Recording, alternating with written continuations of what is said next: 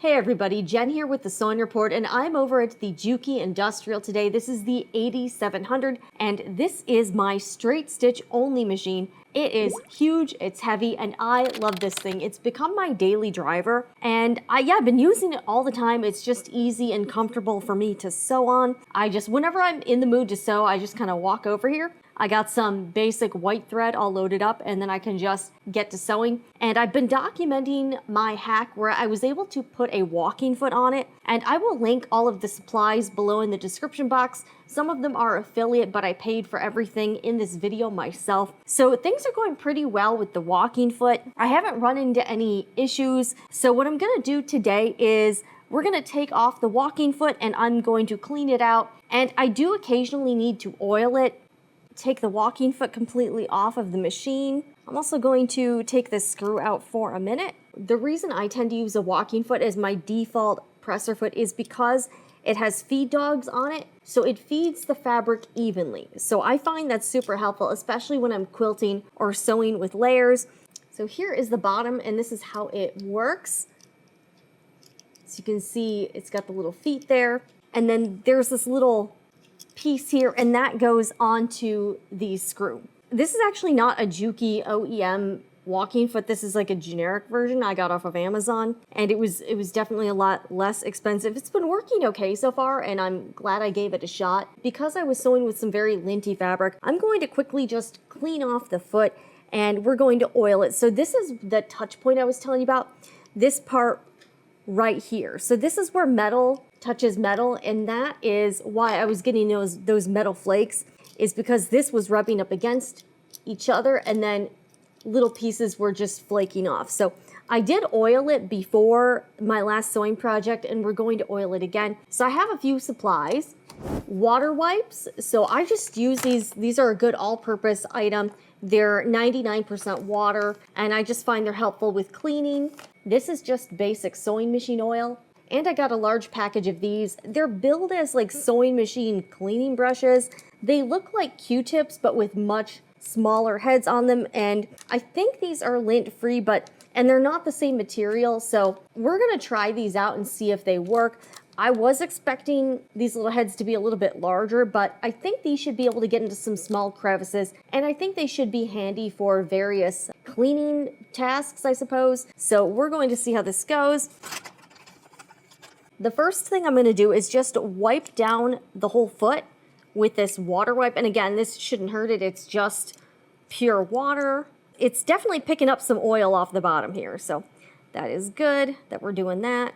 So I'm just going to wipe down the whole foot. The thing to remember is that if your walking foot is dirty, then your fabric and your project could also get dirty, and you don't want that. And I will also use these to wipe down the surface. Like, these are just really handy. And I don't have a baby, but I always keep a box of these on hand. All right, so the next thing we have to do is just oil this little spot here. So I'm just going to take one of these little brushes here. Overall, this looks pretty clean inside. There's not a lot of dirt or lint, and I was expecting worse. All right, so I'm just going to take a little bit of my sewing machine oil here and just put a tiny bit onto this brush. Okay, there we go.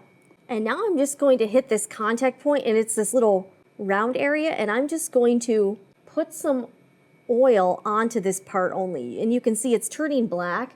So yeah, this part is kind of dirty. Oil this up a little bit. Now when I move this leather, the oil will provide some lubrication, so there's no friction here. So I'm just taking this little piece here, and this thing does rotate, so I'm just sort of rubbing it all the way over here. I might also get a second one, and we'll do this again, just because this is getting a lot of dirt off of here, so we're gonna also do this a second time. Sewing machine oil here, okay. All right, and this should also pick up some extra dirt or anything. Yeah, and here's just like some hair or something. We'll also clean this up a little bit more too. And this is really all you have to do for oiling the walking foot, just this one part here. And that's made a big difference. I haven't gotten those metal shavings since I started doing this, and I do it probably at least like maybe once every 6 to 8 weeks or so. Or if I'm sewing a lot, I will do it more often. Wipe this down again with the water wipe. All right, and then we'll put the walking foot back onto the sewing machine. To put the walking foot back on, just slide it back into place here and make sure that the lever is on this screw here. like this. So you want this on the screw, and then this will slide around, and then I'm going to get my screw here. And I start off doing it by hand, and then I finish with the screwdriver here. So, okay, here we go. And the screw might have oil or other stuff on it as well, so it does come in handy to have those wipes around. And then just finish screwing this in with your screwdriver. All right, so that is in place now. So you should be ready to sew again. I'm just going to put my threads to the back and lower the presser foot again. And one other thing I did the other day that I thought worked well is I took the water wipe, I actually sewed through it to make sure that there was no residue and to maybe like clean up the bottom more, and it actually worked okay. So yes, you can actually sew wet wipes. All right.